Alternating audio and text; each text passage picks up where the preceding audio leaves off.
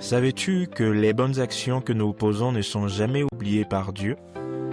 Chaque geste d'amour, chaque acte généreux et sincère, aussi petit soit-il, a une grande valeur à ses yeux. Jésus nous a enseigné que lorsque nous faisons du bien aux autres, en réalité, c'est à lui que nous le faisons. Ainsi, aucune action accomplie avec un cœur pur n'est vaine. Dieu voit et retient tout. Aujourd'hui, mon histoire s'intitule « Dorcas, l'amie des veuves ».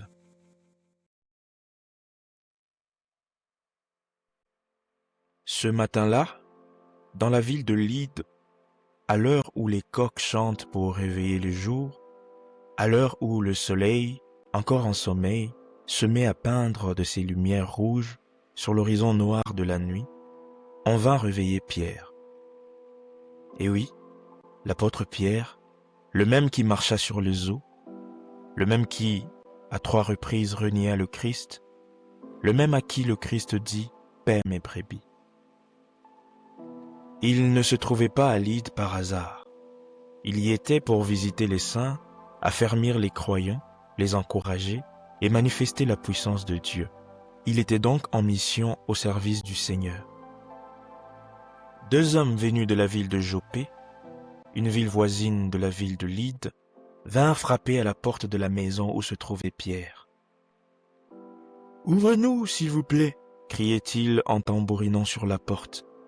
« Mais qui ça peut bien être ?» se demanda le maître de la maison. « Qui peut bien nous réveiller de si bonne heure ?»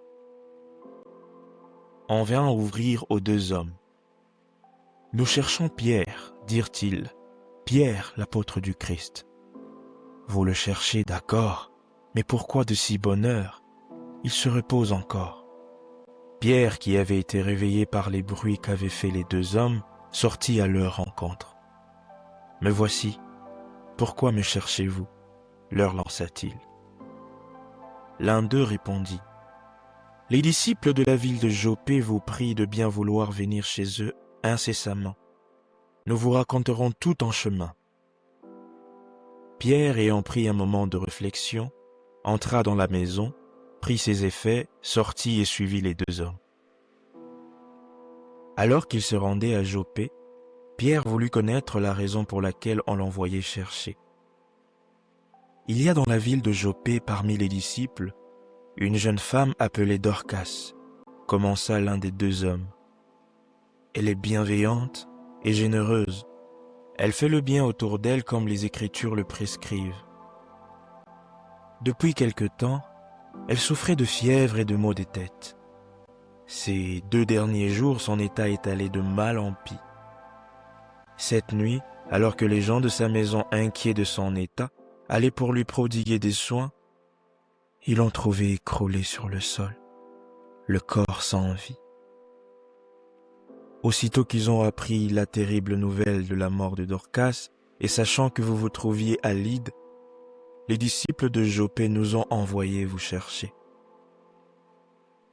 On pourrait bien se demander pour quelle raison les disciples de Joppé se hâtèrent d'envoyer 2 hommes chercher Pierre.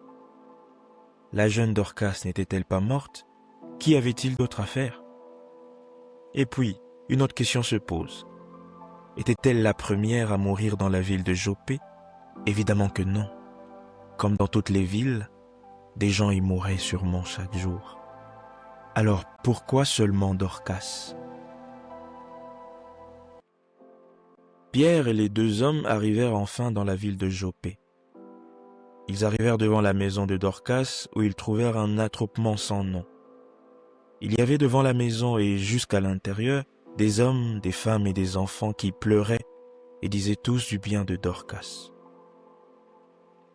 Les veuves de Joppé, ayant vu Pierre, s'approchèrent de lui et l'entourèrent. Chacune, les larmes dans la voix, racontait tous les biens que lui avait fait Dorcas. « Rabbi, vois la belle robe que m'a faite Bita, » dit l'une d'elles en montrant son vêtement. « Et la mienne » lança une autre. « La mienne aussi » ajouta une 3e.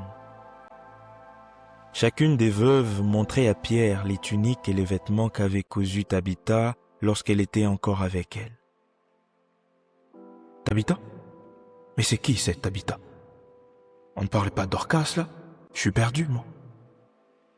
Eh oui, Tabitha et Dorcas sont la même personne. Tabitha étant le nom en hébreu et Dorcas la traduction grecque. Les deux signifient gazelle, un animal symbole de grâce et de beauté. Les veuves continuaient à pleurer et à supplier Pierre. « Qu'attendez-vous de moi ?» leur demanda Pierre. « Nous avons entendu parler des miracles que tu as accomplis au nom de Jésus-Christ de Nazareth. » Et oui, Pierre avait marché avec Jésus et fut témoin des miracles que son intelligence n'aurait jamais pu imaginer. Et après le départ de Jésus, lorsque le Saint-Esprit descendit, il reçut, lui ainsi que tous les apôtres, le pouvoir d'accomplir des œuvres encore plus grandes. Souvenez-vous, Jésus dit un jour à ses disciples, « En vérité, je vous le dis, celui qui croit en moi fera aussi des œuvres que je fais, et il en fera de plus grandes parce que je m'en vais au Père. » Pierre n'était donc plus seulement un témoin des miracles de Jésus, il était devenu, par la puissance du Saint-Esprit, un instrument entre les mains de Dieu. Suite à l'insistance des veuves, il monta dans la chambre où était couché Dorcas, fit sortir tout le monde et ferma la porte. Il s'agenouilla devant le corps sans vie et pria. Puis, se tournant vers le corps, il dit, « Tabitha, lève-toi. » Cette phrase pourrait vous rappeler une autre prononcée par Jésus lui-même lorsqu'il ressuscita la fille de Jairus. « Talitha koumi » avait-il dit, qui signifie simplement « Jeune fille, lève-toi ». Comme pour la fille de Jairus, dès que Pierre prononça ces mots, « Tabitha, lève-toi », la jeune Dorcas ouvrit les yeux. À l'instant même où l'ordre fut donné, la mort céda et la jeune femme se réveilla.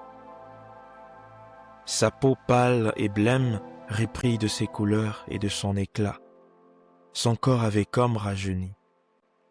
Pierre lui prit par la main et l'aida à se lever.